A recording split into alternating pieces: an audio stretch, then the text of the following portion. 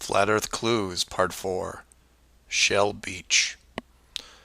This is part of a series of clues that can help you get your head around both the design of the flat Earth system we live in and who has been involved in the deception to hide it from you.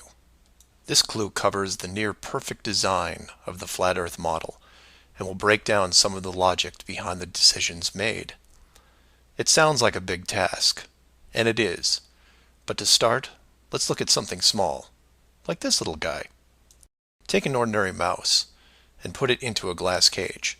It doesn't have to be a mouse. It could be a snake, a lizard, an insect. It makes little difference for this exercise. People identify with mice because they're used to seeing them in lab experiments. Mice also don't have any sinister connotations. They're seen as relatively innocent and benign, the perfect test subject, as it were. I have yet to meet anyone who has a bias against the lab mouse. So the mouse goes into the box for the first time, and the reaction is always the same.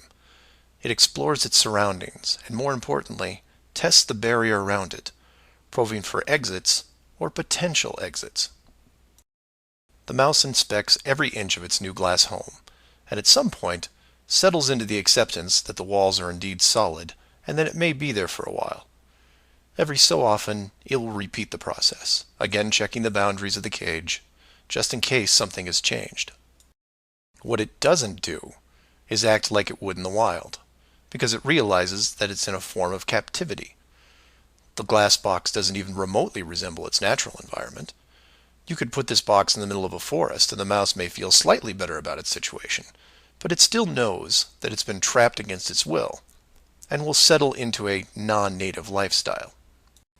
You could take all the other small animals that could be substituted for a mouse, the snake, the lizard, the insect.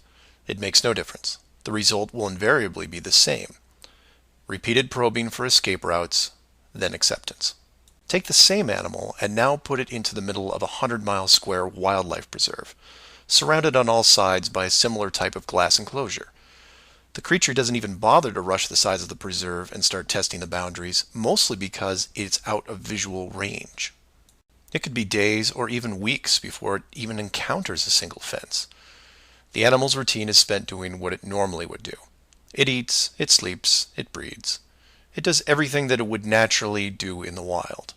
If one day the animal approaches the fence, there might be some curiosity, but any anxiety is quickly resolved by just turning around and heading back into the vast expanse from which it came.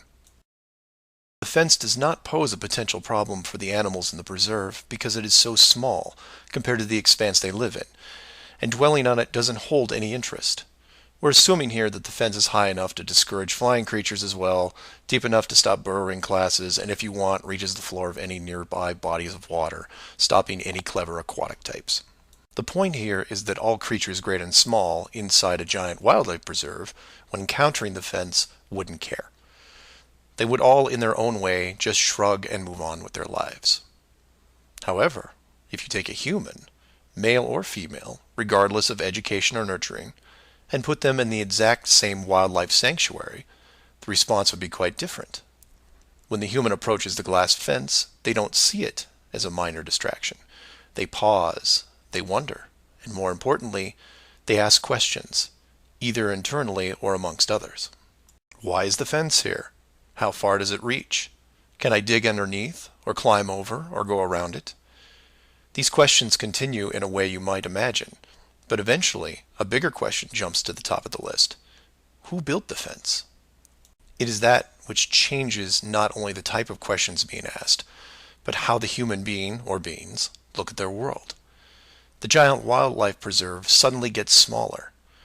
Each new fence border discovered starts to artificially constrict their expanse, even though the dimensions haven't changed.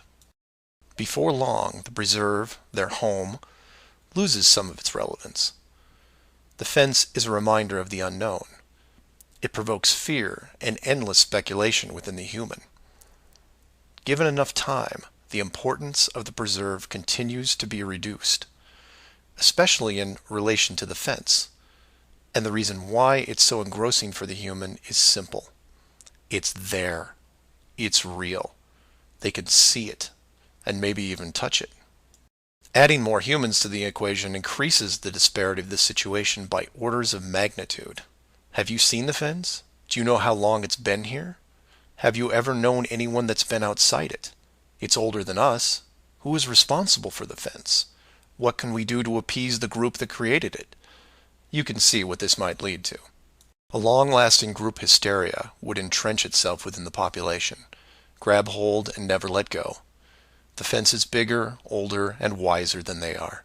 It humbles them, it angers them, and it is forever. It is their proof of a higher power. Maybe not God, but certainly God-like. No civilization, regardless of technology, discipline, or age, would be able to cope with the existence of it. For the human psyche, there are just too many questions that go unanswered.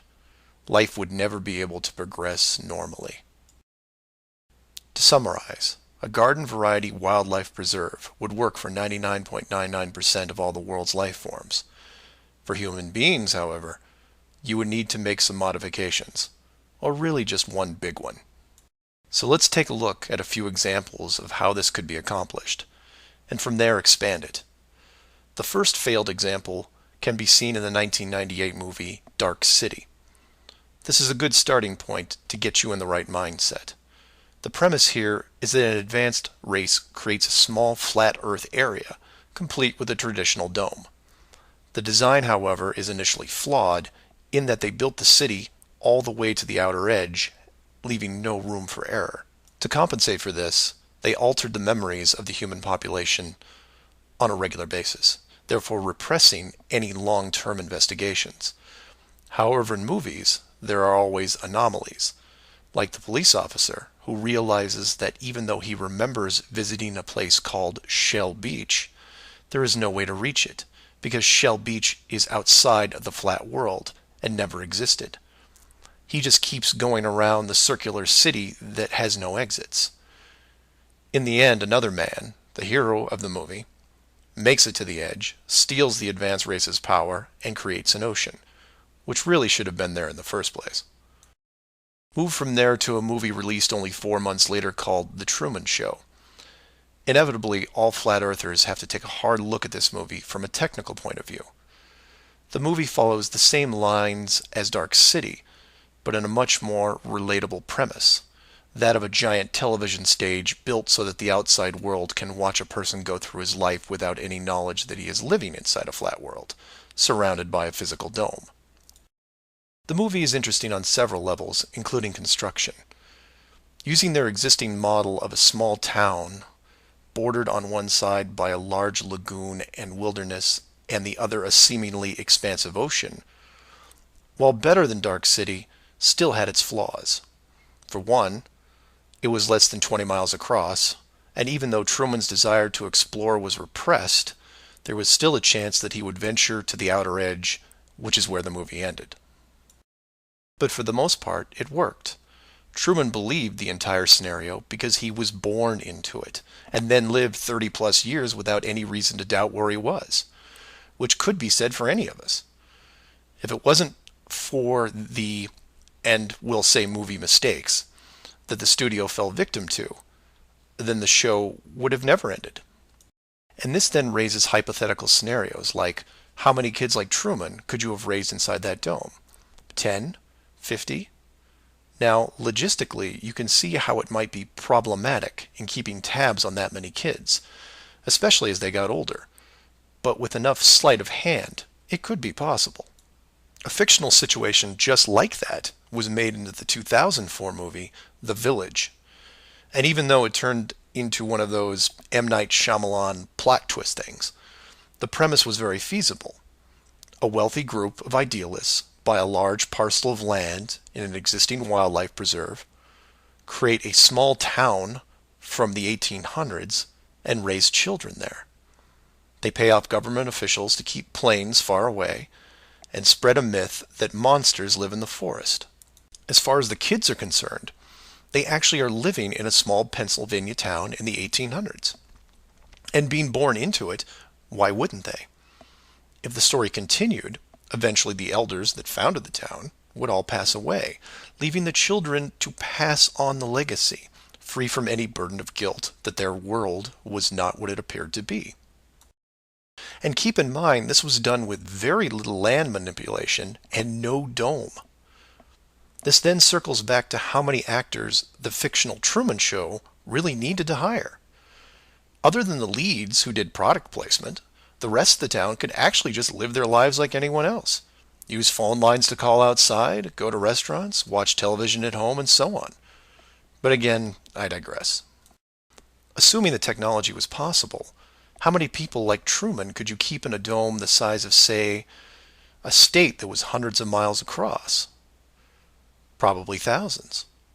If you kept expanding the size of the dome to a few thousand miles, well, then you're talking millions.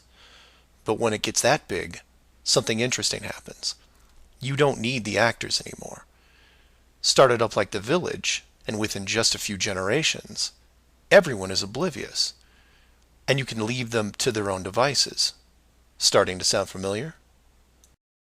In fact, the larger you make the enclosed world, the less micromanaging needs to be done. It gets easier as it scales up.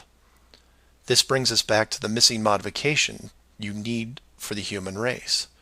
To keep the storylines consistent and remove all the hocus pocus of monsters in the woods or that you can't get to Shell Beach, you place in gradual negative reinforcement, one that creates an illusion of choice. Say, for example, that Truman went out in the sailboat the same as before, but this time the dome was twice the size and the simulated ocean far larger. How far would he travel before getting hungry, thirsty, or tired? The movie ending is then in doubt. And if you compare this scenario where you are now, then you start to see it. Look at the flat Earth map again. Continents grouped in the center, surrounded in all directions by hundreds of miles of salt water. Think about how much further ancient ships would have traveled if you could drink what you were sailing on. As you move closer to the edge, the temperature starts taking a nosedive. Then you start seeing icebergs. If that doesn't stop you, then you run into what we call Antarctica, which is a steep climb 2 miles up with no plant life or indigenous livestock animals.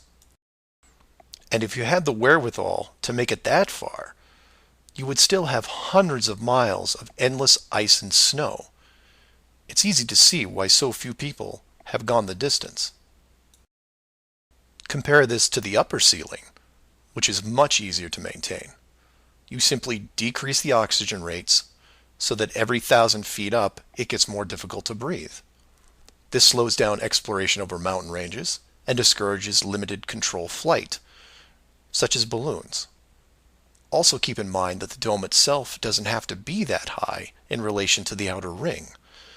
With commercial aircraft capping out at 10 miles and rockets less than 400, the dome would actually look more like a stadium roof, depending on how you wanted to display things like the sun, moon, and stars. An enclosed world with these type of safeguards would be able to sustain an unknowing population for, say, what, 4,500 years?